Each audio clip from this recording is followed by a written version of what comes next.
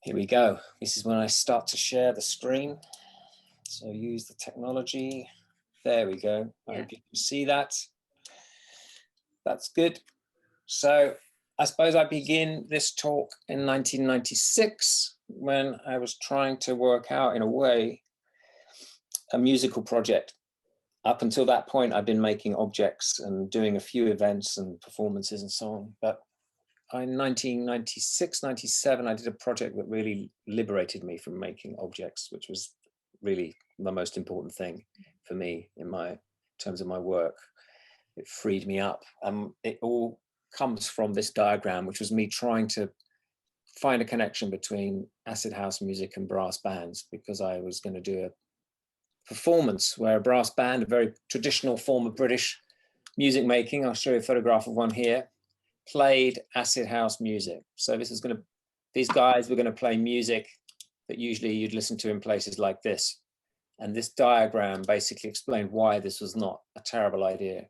And basically it was a diagram that connects these two forms of music making together through politics, through social history, and through music, really, and how you experience music.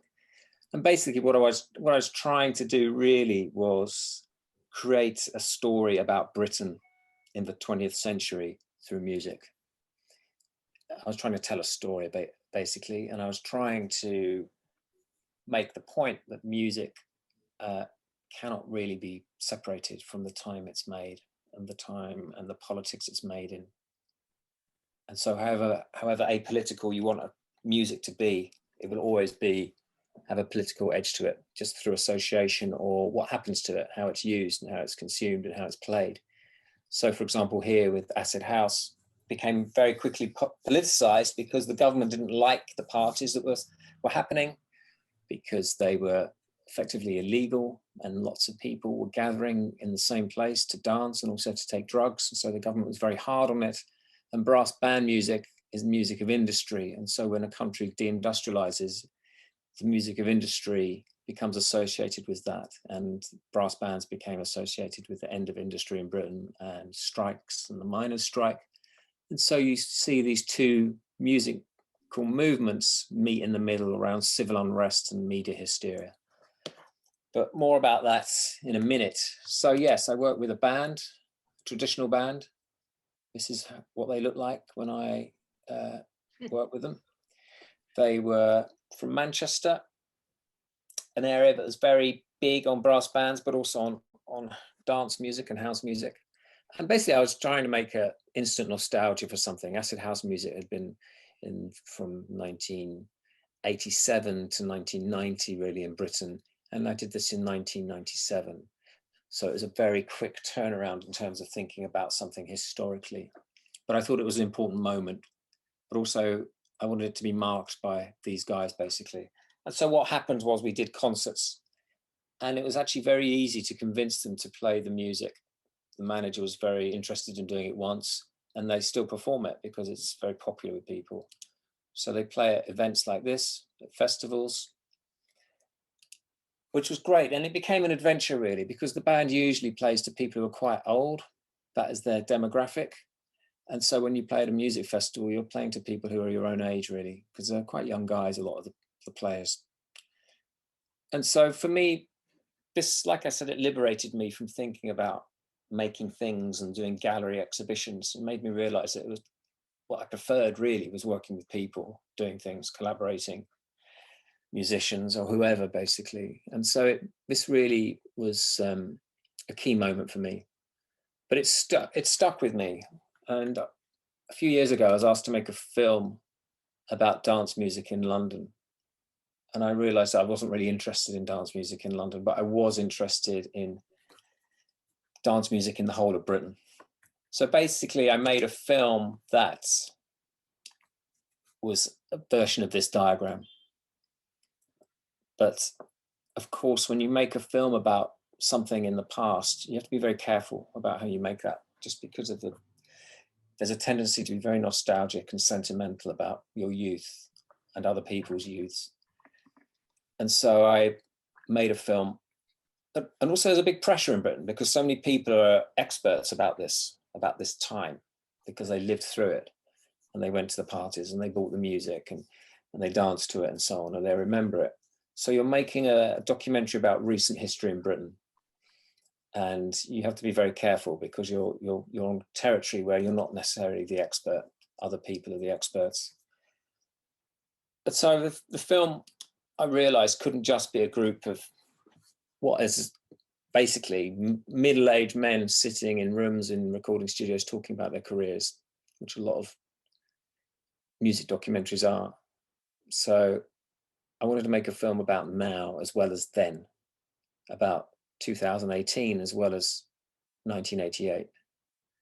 So the film is set in a school. It's a documentary, and I am teaching a group of young people who are between the ages of 16 and 18, or talking to them about Britain in those years, about the history of Britain as I saw it. I mean, super subjective, of course, and how I think that the music of the time relates to the history and the social history, and how you can't really separate the two.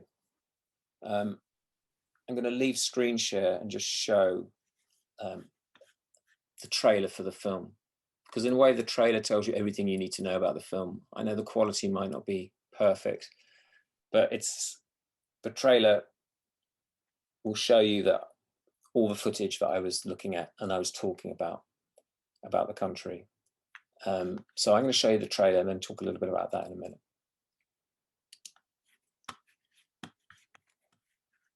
Share that. Turn it up as well, because the music is really fantastic for this.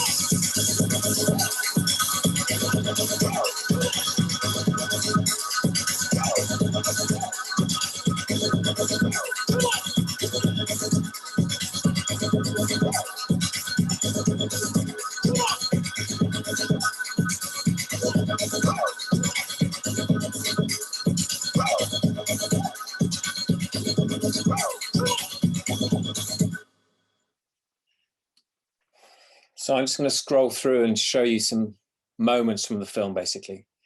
That's obviously a cue for a nightclub. People arriving at a party.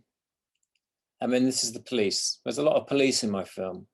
This is the police preventing people going to Stonehenge in 1986, which is before this music started, really. But it's this midpoint between the miners' strike and the music in Acid House, when the police were really clamping down on youth cultures that they didn't like the look of. So that's the police doing that. These are people on the move, on the road, with a sound system, and they kind of grow out of this repression by the police of these traveller communities, as they were known, New Age travellers. These are people trying to get to Stonehenge again in 1986. This is an illegal rave and the police being attacked. The young people watching. Part of the film, for me, was really important, was there are practical elements in the film where the young people who are watching this footage would go and play on the synthesizers and make music effectively. Also, for me, it was important for me to work with these young people, because then you see the footage through their eyes. You're actually, and they, on the whole, I think nearly all of them weren't aware of this history and weren't aware of the archive. So they were coming to it very fresh, and their responses to it were very candid and unusual in ways that you might not expect to someone of the older generation.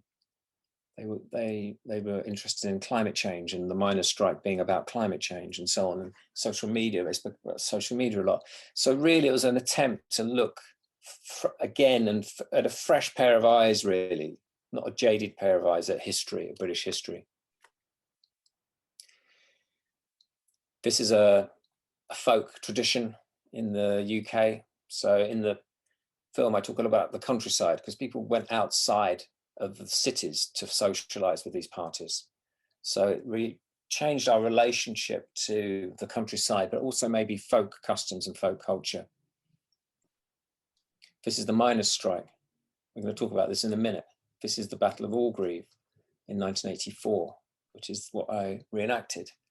So that's a major moment in British history. That's the police running across a field, chasing people, trying to get to Stonehenge.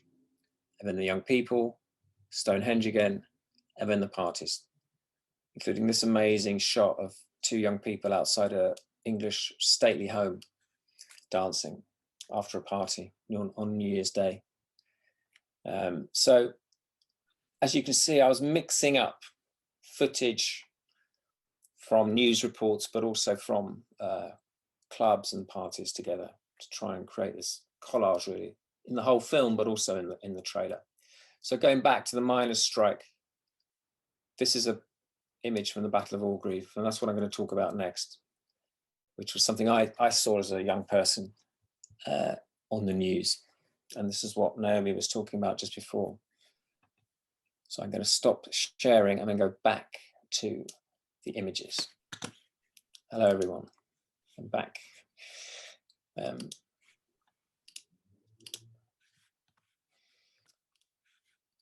Yeah, so the miners' strike was something I saw. It was 1984. It's something I witnessed, but only on TV. I only witnessed it on television as a young person, but it had a big effect on me. And especially this day, it was a very public battle, basically, between the police and striking miners. Maybe up to 20,000 people took part in this whole day. It was a very hot day, and it became a notorious moment within the strike. It was halfway through the strike, and the miners were thoroughly defeated by the police, who were much better organized and better equipped, and much more violent as well, and didn't really care what they did to the miners. So it looked like an old-fashioned battle from medieval times or Roman times, and it stuck with me. And I had the idea to remake this battle in the place where it had happened, more or less, as best as possible, with local people, with actors, and battle reenactors. But it was mainly with local people, former miners, and then battle reenactors. And I'll talk about the battle reenactors in a minute. So here are just a few photographs of the reenactment. It was in two parts. One part was in the field, and the second part was a pursuit through a village, which is, for me, was a more interesting moment in the reenactment because it was more chaotic. Things broke down, and even though it wasn't particularly accurate as a reenactment, it wasn't, because how can you reenact chaos? How can you reenact a riot? It's just not possible, really. It was just something to happen. It was a piece of performance art. That's how I saw it. It was purely a piece of performance art, but also something for the public to watch. And in a way, I was trying to jog people's memories, but also have some kind of post-mortem even, or recreation of a crime scene. That's what I always say about it. That was what I felt I was trying to do. Also, I was trying to make something that wasn't necessarily making people feel better afterwards. It was meant to, like a lot of art at this time, seemed to be having a social value to help people, as cathartic almost, as to make things better. If anything, I was trying to make things worse with this, to make people more angry. I mean, most people were angry about this anyway, locally, So for them, it was just something to show their children or talk about with people. And that was a lot of people. It was 1,000 people took part. Originally, I wanted 20,000, but it just wasn't possible. We couldn't afford that. It would cost millions. And still, we had 1,000, or about 1,000. And like I said earlier, we work with people from battle reenactment societies. This is people like this, mainly men who weekends in Britain fight historical battles from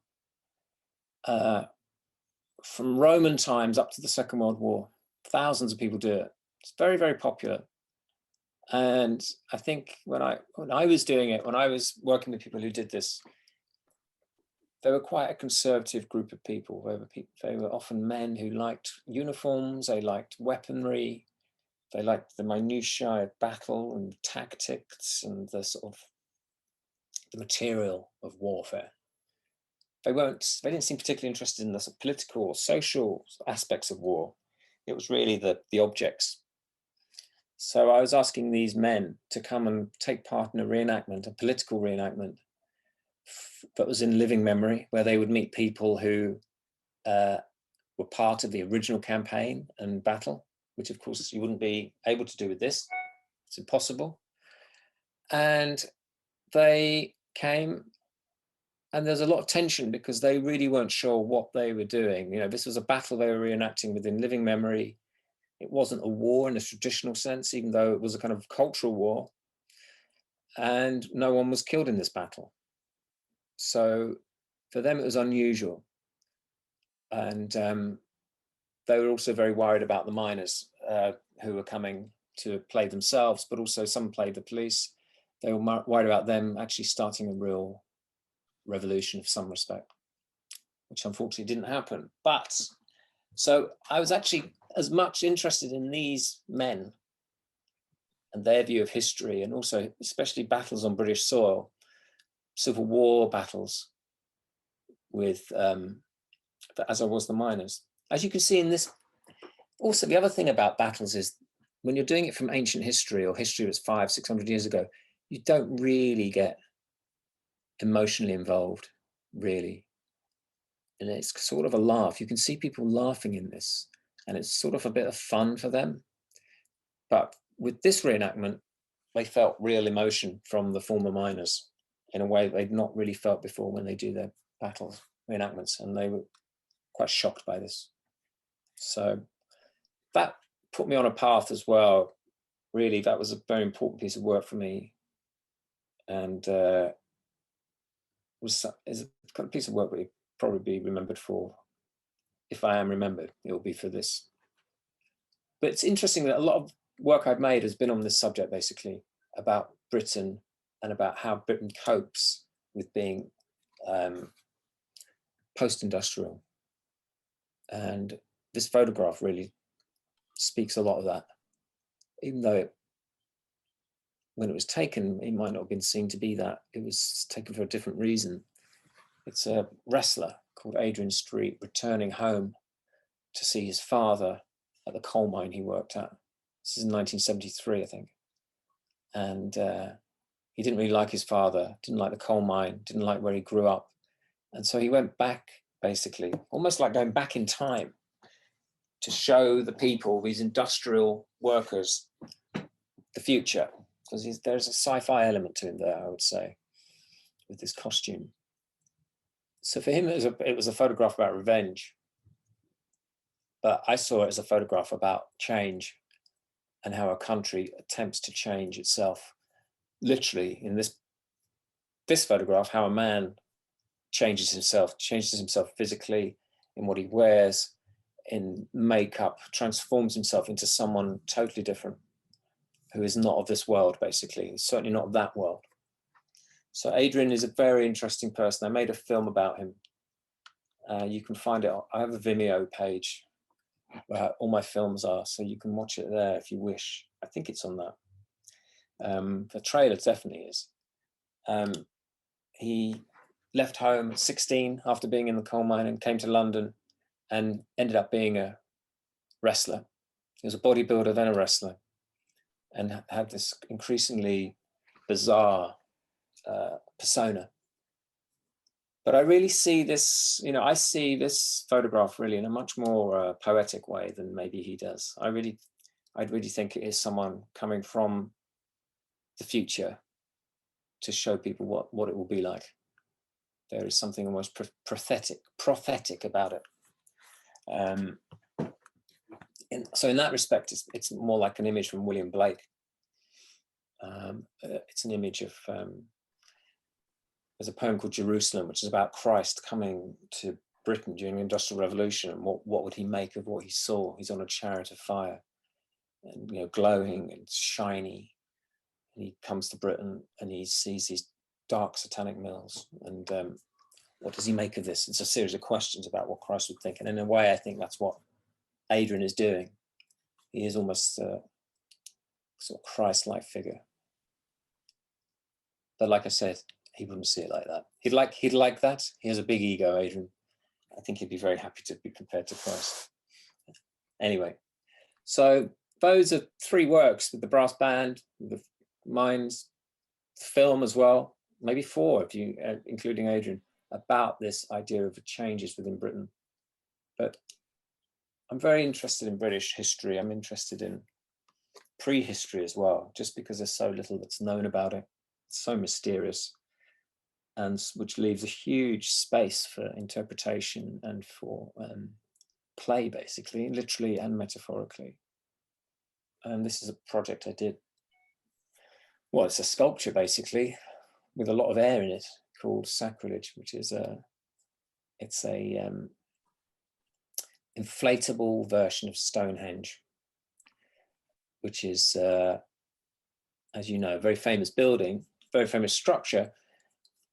And I wanted to make an inflatable version so I could tour it around Britain, because if you visit Stonehenge, you can't actually go into the stones, you can't visit it, you can just look at it, which is a great pity. So I like the idea of British people, anyone basically, being able to play with their history, with things that their ancestors have made, and bounce around it and enjoy it. And I also because I think that countries need to have a sense of humor about their history for a number of reasons, not least I think countries that take their history too seriously are probably not good places to live. If you think authoritarian regimes of left or right, of any stripe really, have so little sense of humor about themselves or about their history. It's all about aggrandizement of themselves through their history, whereas this was just meant to be kind of a silly thing to do, if not stupid.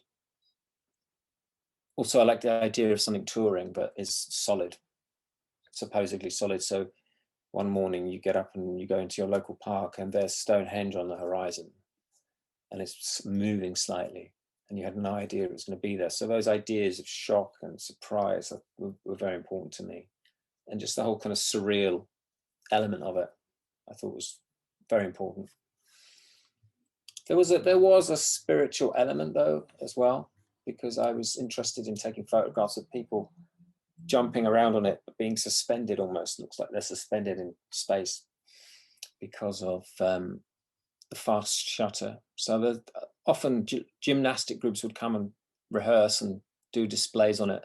And so you'd get photographs like this of young people, especially just floating almost or levitating. So for me, that was I took it back to a more spiritual interpretation. But I think for me, Stonehenge is important because it's so identified with this country, with Britain, and yet it's a mystery. And I think, and I've said this a lot, but if the thing that is at the core of your identity as a country, almost as a logo for your country, is a mystery, then that means your identity is shifting and changing and is open to interpretation, which is a good thing, rather than being fixed as this is British identity, it's this, this, and this. If Stonehenge represents it, then it can be more or less anything you want. So it's a great act of national projection of ideas. So that's Sacrilege. I'm sort of moving around a bit, but I'm trying to have sort of the main works I've made really, the things that I'm happiest with, certainly not my sort of failures, but this is definitely something a piece of work that begins as a failure up to a point. It was a open competition. Well, it was a competition to put a sculpture on the fourth plinth in Trafalgar Square, which you may know has contemporary art on it. Trafalgar Square is this great imperial square in London. And my idea was to have a car destroyed in Iraq, because this was at the height of the war in Iraq, the sort of sectarian war that happened after the invasion. And my idea was to take a car that had been destroyed in a bomb attack and just put it on the plinth and let it rot for 18 months. So it would just disintegrate, basically. It would rust, and then it would just make a horrible mess of the plinth. This next image is a photoshopped image of a version of what it could look like. So something like that, something ugly and disgusting on the plinth. But it didn't happen. But often when things don't happen, you could argue they don't happen for a reason, and they could still happen. So I was asked about the same time to think of an exhibition in America, and I thought, well, why don't do the car and have a museum of the war, even though the war was still going on, do a kind of a museum of a current conflict, which I did. I found a car. It was more or less given to me by a curator who'd got a car out of Iraq.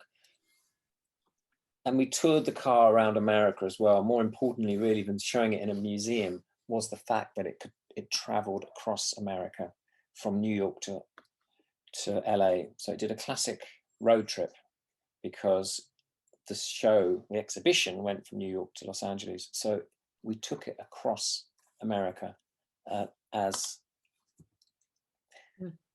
an artwork, not as an artwork, sorry, as a piece of sort of evidence, showing the car to people. It was never an artwork, I have to state that, even when it was in the museum, which was a problem. When you put something in a museum, everyone assumes it's an artwork, especially an art museum, which is not surprising in a way. So as soon as it left the museum, it became something totally different, to the public at least.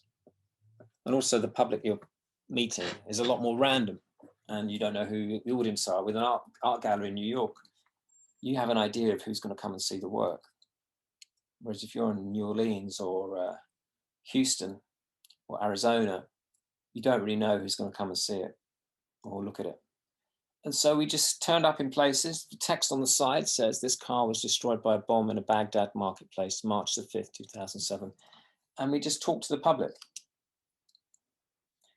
And we took along with us an Iraqi citizen, who you see there sitting on the side, and an American soldier. So we covered ourselves. And basically, we just set up and gave out a flyer and waited for people to come, and we just talked to them. And we had 3 weeks going across America. We went to places we thought might be difficult. We didn't just go through liberal areas. Not that it's easy to go through liberal areas across America. We went to Texas, Alabama, Tennessee, Arizona, places that are quite conservative. And we just talked to the public. We were very bland in the way we presented the car. We weren't at all activist in style, in a way that you could have been quite easily. We were very calm in a sense, and just boring almost, because in a sense the object spoke for itself. We didn't have to really say that much in terms of how we presented it.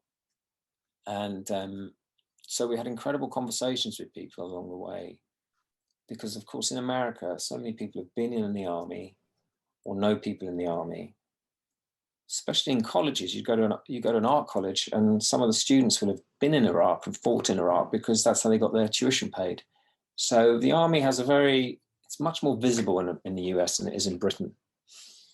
And it's one of the biggest employers. So everyone had a story of their own in some way. So for example, in this photograph, this woman in white here had worked in the green zone. She'd worked for a contractor, bringing in visitors for the troops, basketball players and rappers and people like that, to keep the troops happy, and also organized parties where they'd have their nails done, and pedicures and manicures. So just a way to distract them, to make them relax a bit. And so she had stories about her time there and so on. So everyone had stories and opinions about it. There's a lot of religion was spoken of, but really you didn't know who was turning up and what their relationship to this object would have been. We met Iraqis as well, but so it really made you very psychologically aware of your surroundings and people, especially for someone like Issam, who's a former, he worked for the army in Iraq, and so that's why he had to leave the country, because his life was in danger. It's basically what he was doing in Iraq, was talking to people and trying to work out who they were and whether they were going to harm him or harm the soldiers, and try to sort of intervene and de-escalate situations. So it was an amazing experience to do that. And we did it in 2009 when the country was relatively calm. Obama had just been made president, and it was a sort of calm sort of honeymoon period for him as well. It was in March and April of that year. Of course, a lot of people saw the car on the road as they were driving past, and that was something as well. And of course, the car has such a sort of strong iconography in America. It really made the country in the 20th century at least. And so to have a dead car that you're towing was also a statement as well. I mean, it was always on display. Also in Britain, when going back to the plinth, in Britain on the TV, it's very unusual to show a dead body. There are sort of rules and regulations about portraying the dead on TV in news reports. And so often when there's been an attack, that instead of a dead body, they'll show a car that's been burnt out or destroyed or shot or whatever. And so in our minds, subliminally, the car and the human body become combined, really. So you can't put dead bodies on the plinth, or real ones at least, but you can put a dead car on the plinth. And that's what I wanted to do. Obviously a hugely provocative act to do that. So it wasn't really a surprise it wasn't selected. Having said that, the Battle of Orgreave, the reenactment, was from an open call, and the brass band was from an open call, and this also was a form of competition. So in a way, most of my biggest projects have come from applying for something or having an idea for a specific event or a commission. So I always recommend people to do them. I just want to talk a little bit about the last year and about the imagery of the last year. Just because, of course, in a way, it's probably been I think it's actually been an incredible year for visual culture and for public realm and for sculpture and for public art in ways that it's been discussed in ways that's never been thought of really before, or seriously changed. Opinions have been changed around the ideas of public art and statuary and so on. When lockdown started, I made some posters. I do a lot of, strangely, I've sort of gone back to being what I did when I was in the early 90s, with making posters and putting them up in the street. And I made a series of posters about tax avoidance, because at that moment, early on in the pandemic, people were making very optimistic, hopeful posters about the situation ending and we've got to stay together and be together. And I was feeling less optimistic about the situation, but also about how it was being dealt with in Britain, at least. And it's clear to me that we weren't prepared. And so I just made these posters about tax avoidance actually really killing people now because of the lack of funding and preparation, because we didn't have enough money to do that. So it's a very negative statement. But then I was very, it's incredibly impressive and to see how certain public sculptures were adapted and then defaced and changed. Especially this one in America of General E. Lee in Harrisburg, and the way that contemporary art strategies, if you like, were used to, in a way, you're taking over that monument. You're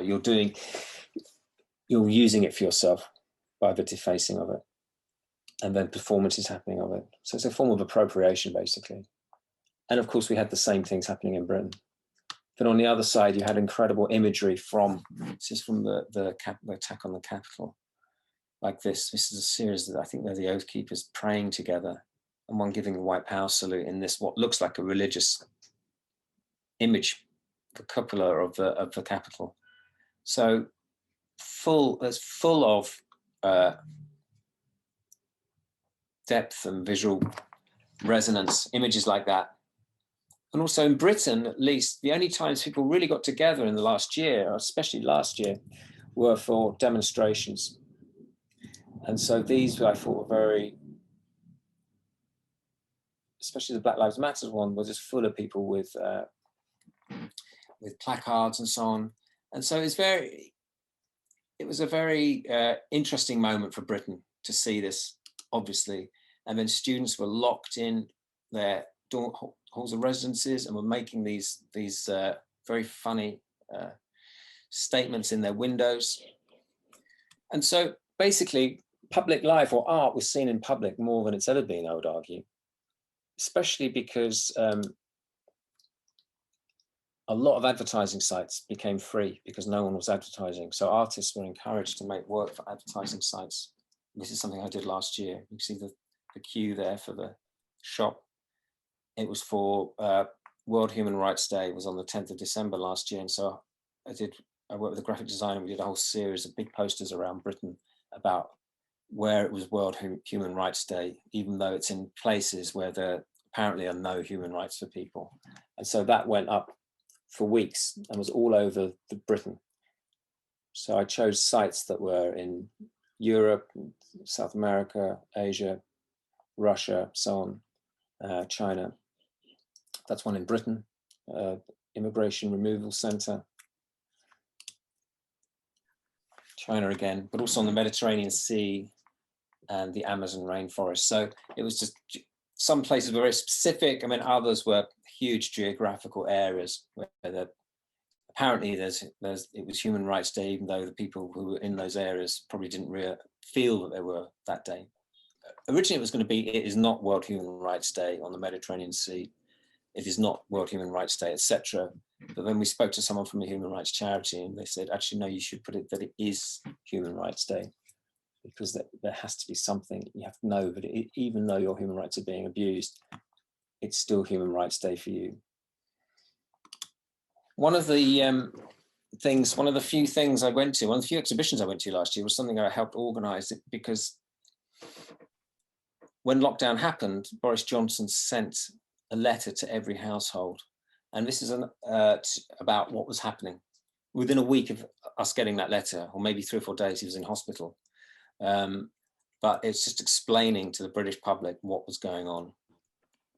Every household got one. So there's probably about 30 million of these letters, maybe less. But anyway, so someone I knew had the most amazing idea. And I was very jealous when I saw the idea he had to get young people to take the letter and then write on it, draw on it, deface it, whatever they want to do. And so he put on an exhibition. I helped him put on an exhibition of these letters in London called the Covert Letters. So this one says, "Get down the toilet, Boris." And then it's like a poo, and the poo says, "I know everything. Boris is the poo." And so it's a very immediate, funny, righteous, angry reaction to the first month of lockdown by young people. And I think it worked because for us, I think some of our leaders, especially Boris Johnson, is like a character from a children's book. He's like a Roald Dahl character. And I think children don't really warm to him, or certain children don't really warm to him, because he has that slightly sinister edge to him, and he's a caricature. And so they recognize him as a type from Roald Dahl or from wherever. And I think, and he's also very easy to draw and caricature. So there's lots of portraits of him. There were all sorts of, this is just a picture of the exhibition. We had maybe 250 drawings, though we hung them in a museum that's about childhood and about adoption. And we hung them very low for children, especially for children. But I'll just show you a few others. So this is someone vomiting at his words. And we had children from the age of 2 up to about 16, 17 draw things for us. There's a lot about the NHS. And then one day we had we had children come who'd made the work and posed with it. And so that's the young person that made the work. He wore a mask. It was a fancy dress day. And it was all organized by someone called Sports Banger, which is a clothing company, really. But the guy who does it's like the Warhol's factory, but in North London. And he does T-shirts and events and music and exhibitions and books. It's just one guy, but he's like a powerhouse. And he had this idea, which I thought was like the greatest idea, really. And for me, it was the best art made during lockdown. I made a poster during this time, very soon, within about a month of lockdown, because I was sort of bored, really. I didn't know what to do. But just said, thank God for immigrants.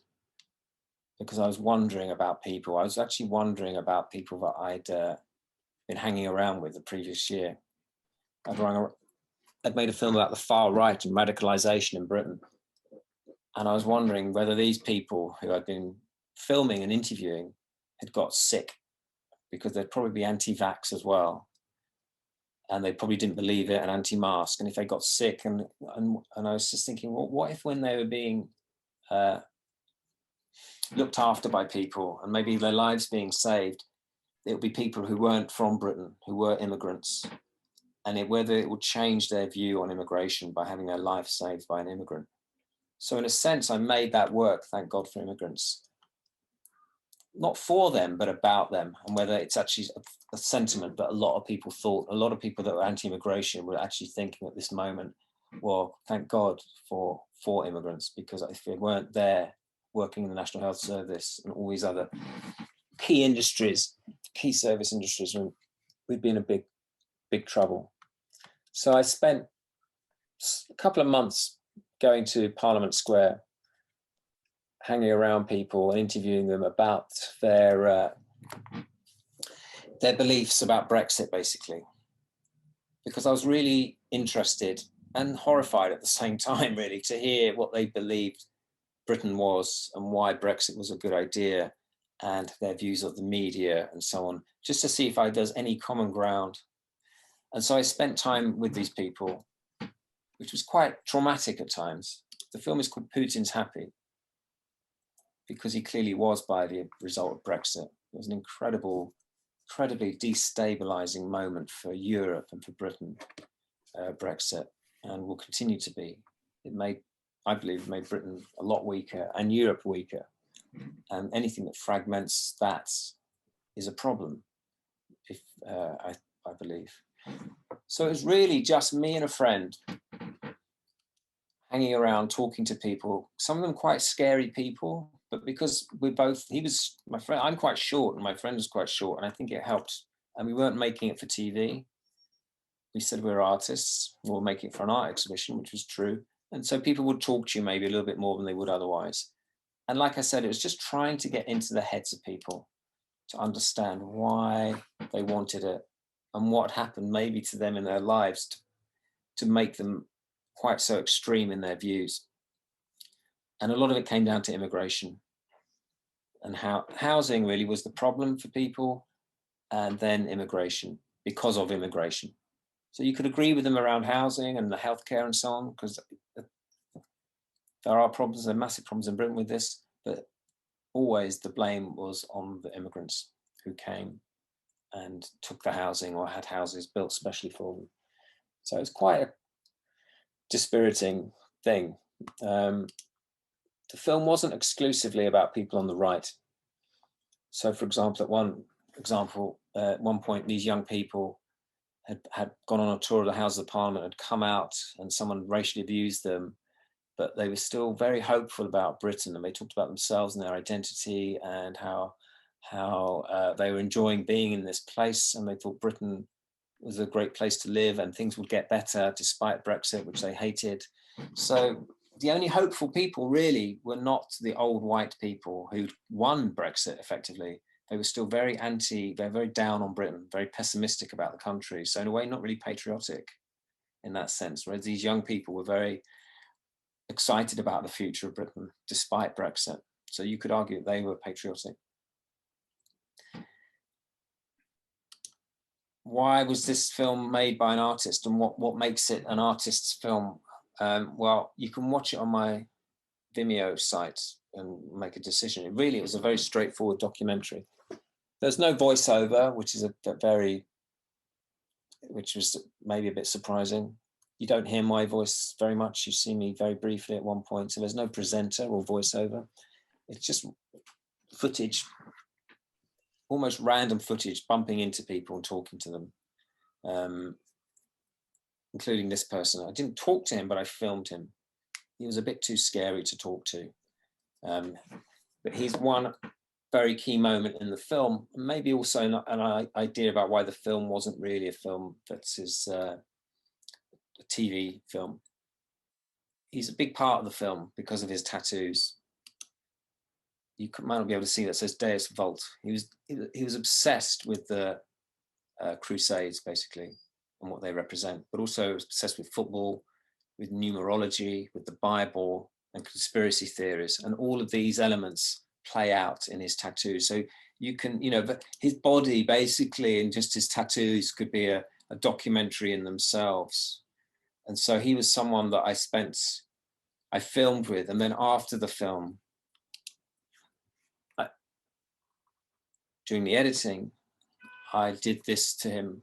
So I stilled the film and had these moments, and other times in the film as well, where I tried to decode what was going on around, because you can pan a group of people and you see flags and insignia and words and placards, and often on news or in documentaries, they don't really go into detail about what actually those things are, because people are trying to tell you something by these flags. And this was taken on a day in 2019 where far right of Britain really gathered together, maybe for the first time in huge numbers, 10,000 plus, in ways that really have not happened before.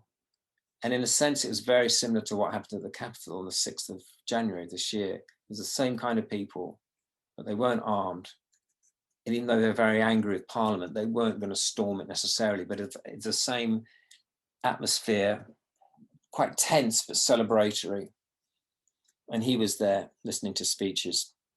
So this is what I did. I stilled him. So he's quite a big part of the film because there's so much happening in this on his body. Maybe a different filmmaker would have spoken to him and maybe gone home or visited him at his home just to see his circumstances. To me, I think that would have been the braver thing to do. Maybe a better thing was to actually befriend a lot of these people and then go back to where they live and just see how they lived, which might actually explain why their views are like they are. But this is just an example of his tattoos. I do this. I think there's about 10 arrows in total about him. But this is like a conspiracy theory, not a conspiracy theory, but it's a massacre. He had dates on him, and it just so happened that a lot of the dates coincided with massacres of civilians by soldiers. One of which was in Iraq, and the other one was in Northern Ireland, which again might be, from Iraq one certainly might be to do with his Crusades obsession. You can see his T-shirt says the Knights Templar, which is one of the groups of knights that went out to the Crusades. A lot about the Bible and about Satan and the end of the world. And then you can also see on his arm 88, which I'm sure some of you might know is H is the 8th letter of the alphabet, and 88 is HH, which is Heil Hitler. So, he's a classic neo-Nazi, basically. I'm very proud of it by showing all this imagery and so on. Now, I know I've spoken for about 50 minutes. Maybe that's enough. I can end on this very depressing note if you want, Naomi. I don't know. I'm like 2/3 way through the talk, but it's probably best that I stop now and we can go over some things if you want. I can end on a more interesting image, maybe you can do that. Maybe this one, yeah. Yeah, so maybe end on that, and I'll stop the screen share. And I don't know if there's questions have been asked during the talk or not. I don't know what's happening. What should we do? Yeah, maybe from this last film, this Putin's Happy. Can you show maybe some from these films? Yeah, I can show one clip. Just. Yeah. I'll show one clip. It's got a lot of talking on it. So I don't know how the sound is, but it's about a 3-minute clip. And it's actually of the young people being, after the young people I spoke to you about. Let me find it. These young people are not so this is not so depressing. I have seen the film in Bonn. Yes, so you know. They're showing the film in Bonn, so it's really depressing. Yes, thank you. I don't know if this has got. I'm not this part. Okay, it's 3 minutes 45. I don't know if it has subtitles, but just go with it. So it's the young people, and then it goes into a piece again, something that you a piece of music, which might be a bit surprising, and it's in a way it's quite absurd, but it might be quite surprising. So here we go. Okay, so basically, we were singing this chant down there, and where they were fighting, and this old lady told us that they're going to go back to our country, and I was just like, normally people say this, but I actually don't get hurt, but I actually got hurt by that, because I was born and bred here. I'm from Manchester, I'm from London as well. Like, this is racist. Our nation too. Our nation too. Like, we might be brown, but we are British too. Not everyone who's white is. I'm a British Pakistani, so we need to express that as well. Have you ever protested before? No. We are now. And I've enjoyed it so much. It's like been an amazing day. Yeah. What do you like about it? I like the fact that people actually come up to you and actually want to talk to you. The people are actually getting involved. I never thought that would be so much involvement. Like, there's actually people coming in, raising music together. Have you had any good discussions? So many, and people are just so nice. Are you worried about the future of Britain and your role with it? Of course we are. It affects us. It's our future too. We're the people that are living in this afterwards. Everyone's gonna die away. We're the youngest. Did you find after the vote at all that people became more racist to you? Yeah, definitely. Because they saw they got their way out of it with the vote, so they thought they could express their racism. Now that the country's leaving the EU, they can be more openly racist because that's what the people wanted. So they thought. I've actually heard so many people's opinions, and there are there's change happening. So yeah, Change is coming. Change is coming. Change is coming. She's so famous. Come on, say something. Hi, I'm Bowie. We're here outside Parliament. Brexit's falling apart, and everybody can see that. Even people who voted for it absolutely hate it. Let's get involved. Get young people more involved. Yeah. Exactly. Our future, our choice. Yes. Our nation,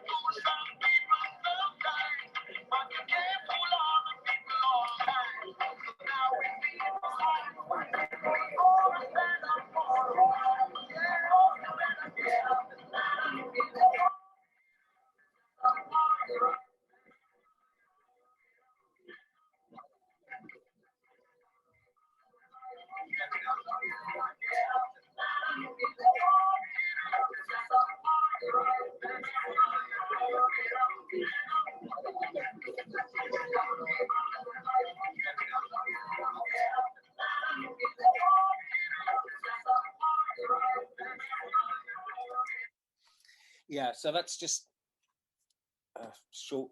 There's a little bit more to it, but maybe that's enough. And I don't know quite how it looks. This is maybe one of these more optimistic part from this.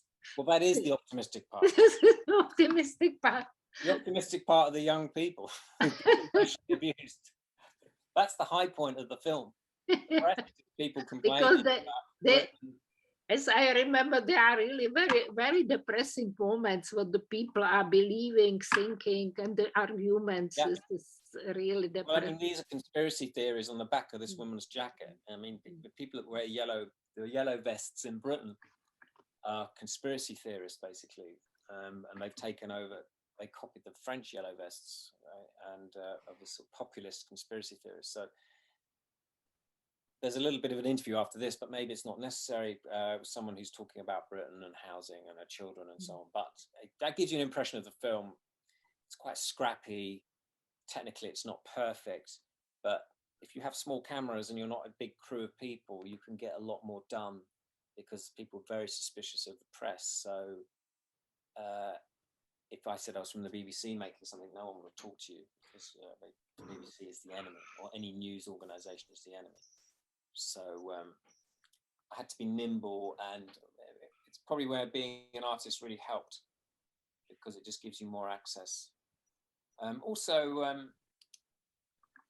it helped because I was white as well, and non-threatening meant that people would talk to me because they didn't see me as an enemy as such, because I looked like them. And a lot of the people in that film remind me of members of my family. So we all have family members who we feel maybe we've lost to some sort of right wing or far right. Well, I assume most of us do. In our extended family, at least, have people who we feel we've lost to beliefs that we feel are not even real, so that are real to them. So I had some empathy up to a point with people. So now is I've seen the film as well, and Yes. I think what was really amazing about it was the as you said, that being an artist you could show a different perspective, and the unorthodox view and on the people, and it was stunning how the manipulation of the public opinion is really, it was so visible all of a sudden. Yeah. Something that you don't really see on news or elsewhere. In the documentaries, they completely fail to show this reality, and then this multitude of so contradictory opinions.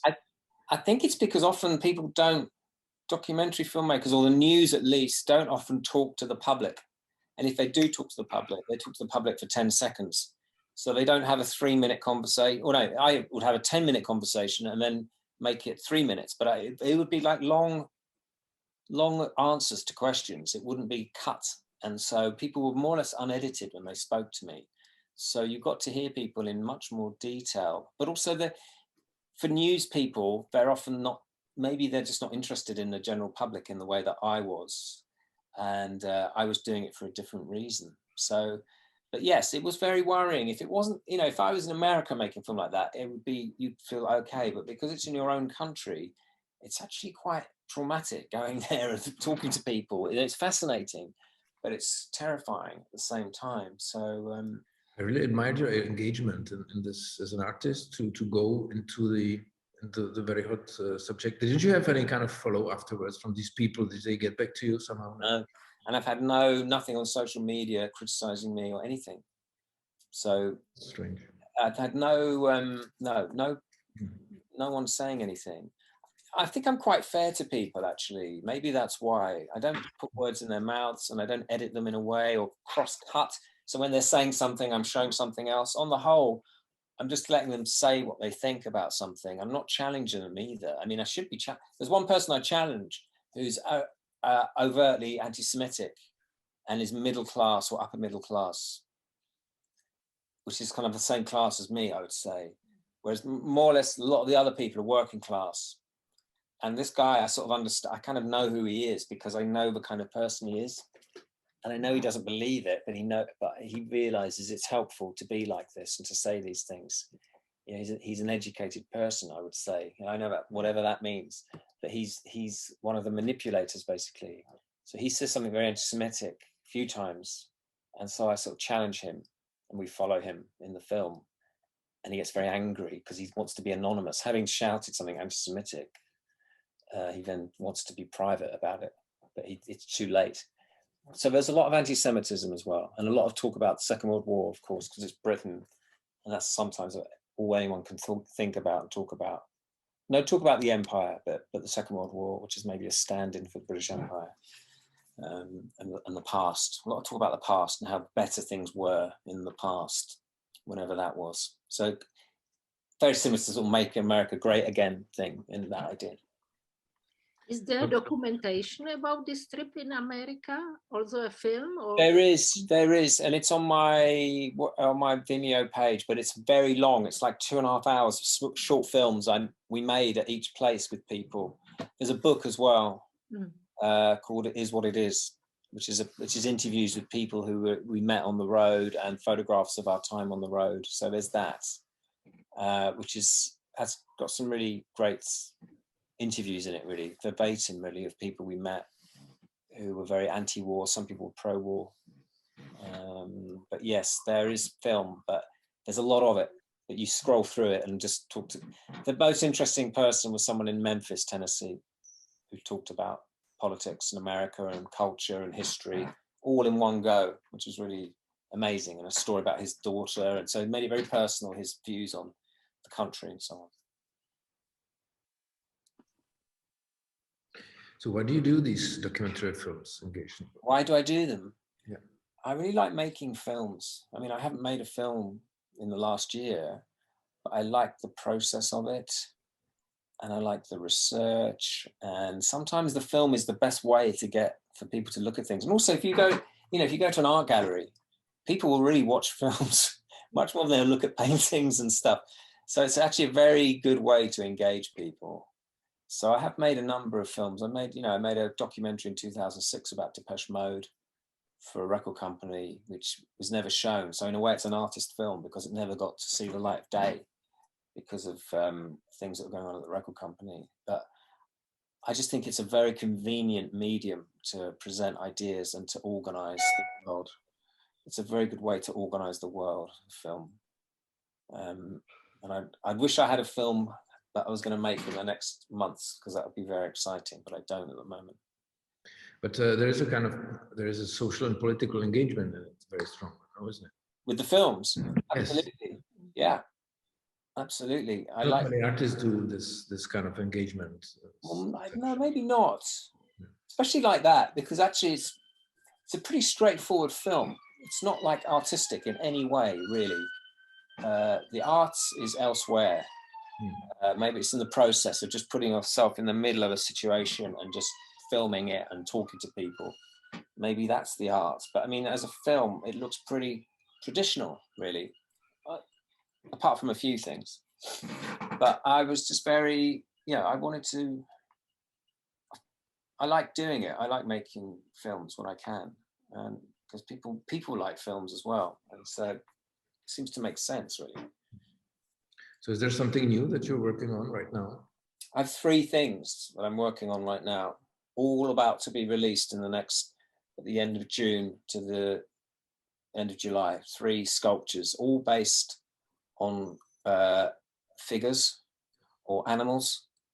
All of them are basically 2D to 3D, but they're figures. 2 of them are for children to play on, and 1 is not to play on.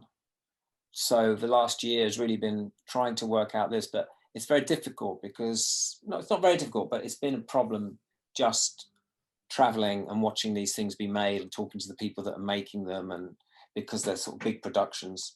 And I haven't really been able to do that only in the last week. It's very complicated traveling, as you know. So no one wants British people in their countries, even though we're vaccinated, we're still not welcome, it seems. So it's quite a complicated and expensive process. But yes, by the end of June, there'll be 2 works. And then in July, there's a work that could get me into a bit of trouble with people. It'll be very unpopular with certain kinds of people. But I'm very excited about it.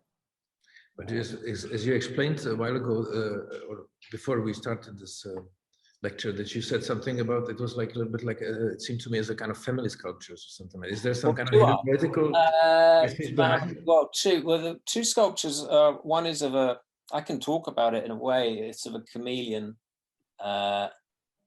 It's a big sculpture of a chameleon, which children can run into and then go down its tongue, because it's a slide. But that's still being made. It was meant to be ready last week, but it's still being made. But that's a playground one. And then another one is, there is a sort of family element to the other one. It's of some figures from the Bible. It's I don't know if I can actually say what it is. I don't think I can actually, but it's, I know I told you, but it's a swing for children, but it involves nudity. That's all I'm going to say, and but in a very tasteful way that children can go on it. Doesn't sound tasteful now, does it, when I'm describing it? And the third thing is going to be not in Europe, and it's going to be a sort of performance, sculpture as performance, but at the end of the performance, the sculpture is destroyed. There's an element there that people might get angry about. It's a kind of form of iconoclasm maybe, but it's sort of a religious artwork I'm making.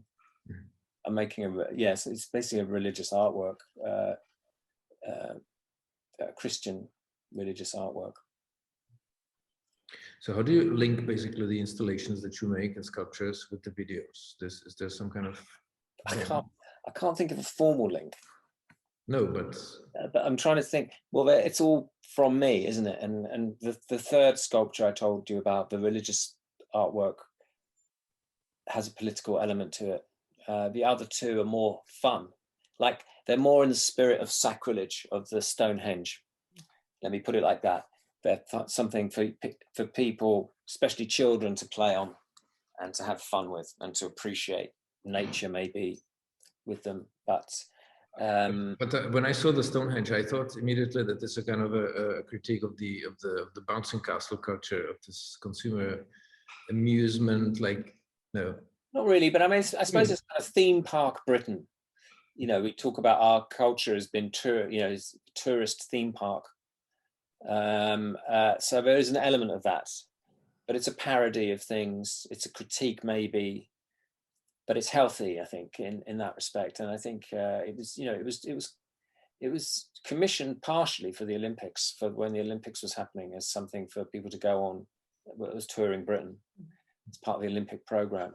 So I thought that was good, because I think the Olympics and sport in general is very pompous. The Olympics especially. It's just a ridiculous organization in a way, isn't it? It thinks it's so important. And I just thought, well, let's puncture that pomposity with this work. And it went down well. And even the Druids liked it.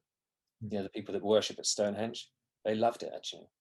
They thought it was really funny. So they got it. You know, and archaeology is full of humor and interpretation and speculation. What struck me by your work, and already when I saw this already 20 years ago, your installation, this battle installation. Yeah. We have our idea of Great Britain somehow from Europe is we know Beatles and we know Rolling Stones and we know all this rock and roll and pop and pop culture. And when I saw this whole installation, not only this battle, but then you were showing all this documentation, communities with all these documents, yeah. And I was really surprised, before I didn't realize this, how deep, somehow, how traditional the British society is. And this is somehow what you are showing. On one side, this very open young people, let's say the English society, if you think about pop music or if you think about rock and roll, like Stones, it was somehow an advanced development in comparison to Europe. But on the other side, this very traditional ways of living and thinking and all this organization. And this is what you were showing in this, this was my impression, you were showing in this installation, this comparison. Yeah, I mean, you have to, we have a very active class system in Britain as well, which you might not recognize if you're not from the UK, but you feel it a lot in Britain. Well, I do, very aware of it. And that, I think, is a sort of mildly repressive aspect of British society, or repressive even, and makes people angry in ways they don't even know, maybe. And makes them resentful and so on. So that's something that we have in British society. And of course you have the royal family as well, who are at the top of this class system, which and that's another thing that we're meant to admire, the rich and with their big houses, or with the historical houses and all those things. And that's changing in the last year because people finally, well, they have before, thinking about where that money came from, and often came from the slave trade and from trade in the colonies and in the empire and through coal mines and all those things. I mean, it's so obvious, isn't it? But it's finally cracked a bit, which is interesting. And of course, our current government hates this because they want to keep it as it was. They want to have a very old-fashioned view of history. So that's why this last year has been very interesting and exciting, because their facade is cracking a little bit, but they're fighting back. There's a question. Can I just read the question out that someone's asked me? I think it's Adela. On top of your practice being very engaged and you interacting with the public directly, do you also try and make people take part in pre-planned activity? Do you ever try to move people in a certain direction? Yes, I have done a few things. Well, I mean, obviously the battle reenactment was a sort of things like that, even though it was a bit chaotic. But I did something in 2016 with over 1,000 people around Britain, commemorating the first day of the Battle of the Somme, which was the greatest defeat for the British Army in terms of loss of men. And I did a series of performances around the UK that was seen by lots of people because it was done in very public places, unannounced. So yes, I do a bit of that. I like having big projects to work with. Like I said, I don't really necessarily have a big project at the moment, but that will change, I'm sure. Well, I hope it does. Yes, and any more questions? I have to go in a few minutes. I hope you don't mind. It's my first night out. I've been isolated, so I feel the need to get on my bicycle. I just got my test through. I was looking at my phone, but I got my test results through, which means I can leave the house after 5 days. So but I'm very excited. When I was watching your films and your installation, what I realized, and I never realized it before like this, how you were talking about it, that the British society, how that this is a class society still. In comparison to Europe, I would say it's much more, these differences between classes. You can realize it much more than in Europe. Yeah, and Germany for sure. Yeah. It might be, you know, to do with the royal family in one respect and our admiration for them, and the respect for them that the media give them, and then it's to do with our sort of very quick industrialization and formation of a sort of industrial working class and the urbanization, I think. So we don't really have a folk culture in the way a lot of countries do in Europe. We do have a folk culture, but not a recognizable one. We have an industrial culture. I think that's important. Okay, if there's no question, then I would like to thank Jeremy. Thank you so much. Nice to see you again, Naomi. This talk, and hope we see you in Prague next year. Never know. I won't give the same talk. I'll have to give a different talk if I come back. Then you will, or next year, and then. I think it'll be next year, or the end of the year, maybe. Probably better next year, and then, yeah. I hope you've read all those books in your room. Yeah. You read every book in that room. Yeah, this is my studio. Amazing. You know, I am a little crazy about books. So I have clearly, yes, many books. Well, that's good to be crazy about books. That's a good thing. I approve of that.